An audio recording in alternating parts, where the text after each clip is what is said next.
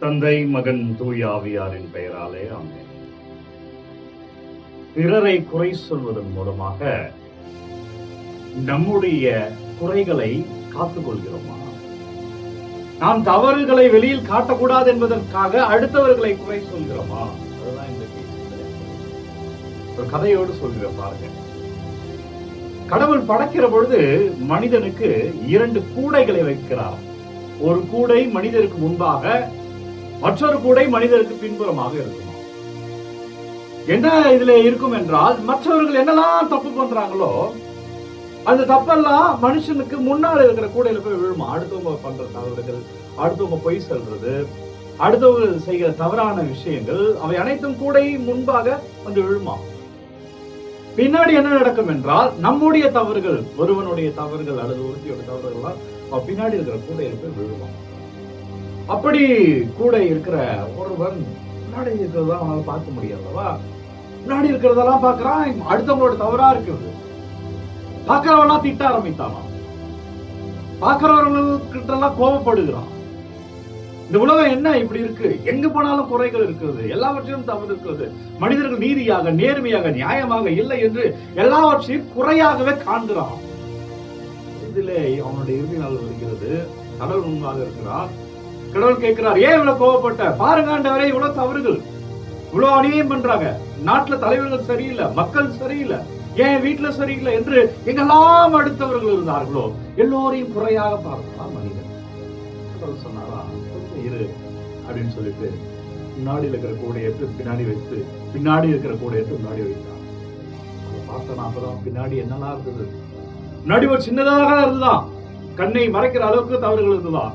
ஆனா பின்னாடி இருக்கிறதுக்கு முன்னாடி வைத்த உடனே, பின்னாடி இருக்கிற கூடையில் என்ன இருந்தது? அவனுடைய தவறுகள்.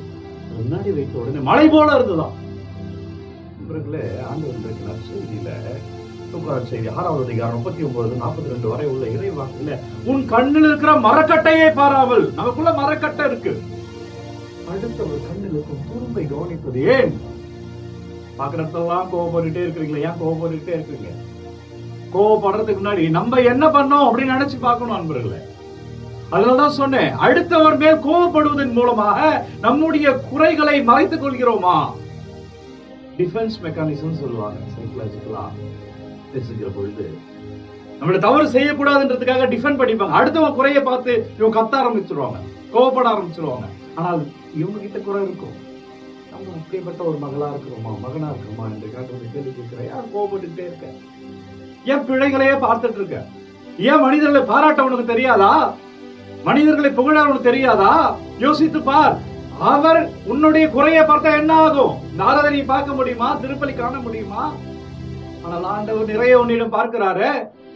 நம்ம ஆண்டவர்னு வரும் பொழுது பக்தனா மாறிடுறோம். மக்கள் கிட்ட போகும்போது கடவுளா மாறிடுறோம். என்ன கடவுள்? எந்த கடவுள்? நான் சொல்கிற கடவுள். வெள்ளாடியும் செம்மறையும் வெவ்வேறா பிரிப்பேன்னு சொன்னார்ல, தீர்ப்பிடும் கடவுளா மாறிடுறோம். ஏய், நீ தப்பு பண்ணிட்ட, நீ இது பண்ணிட்டு அவனை மன்னிக்க மாட்டேன், அவன் சரியில்லை, இவன் சரியில்லை.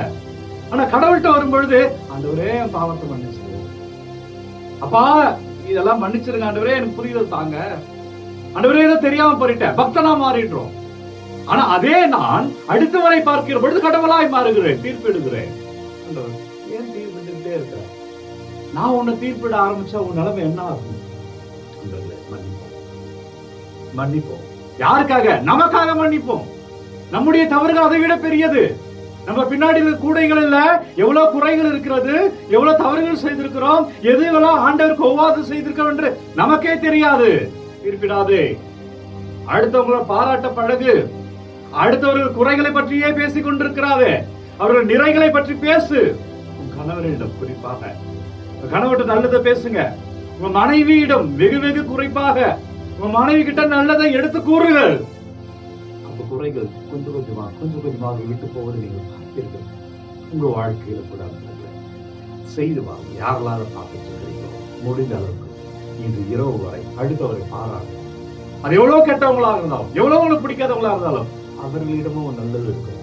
நான் எனக்காக அவரை பாராட்டு, என்ன அவர் மன்னிச்சுட்டே இருக்கிறார், நான் அவரை பாராட்டுவதன் மூலமாய் அவர் என்ன மன்னிப்பார் என்றால் நான் அவரை நிறைய பார்க்கிறேன். இப்படி எல்லாரும் பார்க்க ஆரம்பிச்சுட்டா குறையே இராதே, அல்லது குறைகள் குறைந்து விடுமே, நன்மைத்தனம் பெருகி இருக்கிறோமே, எல்லா இடத்துல நேர்மறை சிந்தனைகள் இருக்கிறோமே, மனிதர்களை அன்பு செய்வார்களே, எனவே நான் அதனுடைய தொடக்கமா இருக்கிறேன். நான் என்கிட்ட இருந்து தொடங்குறதுக்கு நான் இன்னைக்கு முடிவு எடுக்கிறேன். செய்து பாருங்களேன் நண்பர்களே, முடிந்த அளவு பாராட்டு. அவர் நம்ம பொதுவா பிறரை பாராட்டுகிற பொழுது நாம் வாழ்வோம். ஏனென்றால் சொல்லியிருக்கார், சின்னஞ்சிறியோர் செய்த போதெல்லாம் உன்னை நேசிப்பது போல உன் அயலான நேசிப்போம். பாராட்டு, பிறரை பாராட்டணும்ன்ற செய்திக்கு நன்றி. இதோ வெள்ளிக்கிழமை உடல் சுகம் இல்லாமல் இருக்கிற ஒவ்வொரு பிள்ளைகளையும் பாதத்தில் வைக்கிறேன். செபிங்க. அப்பா வந்திருக்கிறார், ஆண்டவர் வந்திருக்கிறார், இயேசு வந்திருக்கிறார். நோய் நொடிகளெல்லாம் ஒப்பு கொடுத்து செபிங்க. ஆண்டவரே, பிற நான் பாராட்டினப்பா, அந்த மனநிலை கொடுங்க ராஜான்னு கேளுங்க நண்பர்களே. இது வல்லமை, இது ஆண்டவர், இது அபிஷேகம், இது கிருபையின் நேரம், இது ஆசீர்வாதத்தின் நேரம், இது வல்லமையான இறைவனை தொடுகிற அபிஷேகமானது வெள்ளிக்கிழமை ஆராதனை. நன்றி அப்பா. பிள்ளைகளை தொடுங்க ஆண்டவர், வழி நடத்துங்க ராஜா, ஆசீர்வதிங்க தகப்பனே. அப்பா, எங்களுடைய வாழ்க்கையில பிறரை பாராட்டுகிற மனநிலையை தாங்க. யாரெல்லாம் சுகம் இல்லாம இருக்கிறாங்களோ, என்னவெல்லாம் விண்ணப்ப கமெண்ட்ல அனுப்புறாங்களோ, ஒவ்வொன்றையும் பாதத்தில் வைக்கிறேன். அப்பா, நீங்க தொடுவீராக. இயேசு கிறிஸ்து உங்கள் கிருபையில, உங்கள் சித்தத்தில பிள்ளைகள் ஒவ்வொருவரும் ஆசீர்வாதமாக இருப்பார்களாக. நோயாய் உடல் சுகமின்மையில ஜெபிக்கிற பிள்ளைகள், உடல் நோயில ஜெபிக்கிற பிள்ளைகள், என்னமோ தெரியல, எனக்குள்ள பல மாற்றங்கள் இருக்கிறது, நான் உடல் சுகத்தை எழுந்து கொண்டே இருக்கிறேன் என்று ஜெபிக்கிற ஒவ்வொரு பிள்ளைகளும் வல்லமை பெறுவார்களாக. யாருக்காகலாம் நீங்க ஒப்புக்கொண்டு ஜெபிக்கிற அவர்கள் உடல் சுகத்தை பெறுவார்களாக. உங்கள் வாழ்க்கையில அற்புதங்கள் அதிசயங்கள் நடைபெறுவதாக. நீங்க என்னவெல்லாம் விண்ணப்பங்கள் அனுப்புறீங்களோ, வல்லமையான இறைக்கிறத இயேசு கிறிஸ்து திருப்பெயரால் அபிஷேகமாய் ஆண்டவர் மாற்றுகிறார், ஆசீர்வாதமாக மாற்றுகிறார். வல்லமையான இறைவன் நம் அனைவரையும்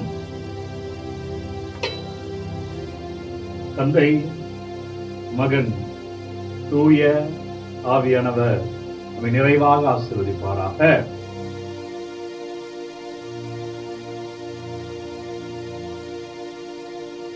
வல்லமையான இறைவன் நம்மை வழிநடத்தி கொண்டிருக்கிறார். இந்த மனநிலையோடு இந்த நாளை தொடங்குங்க.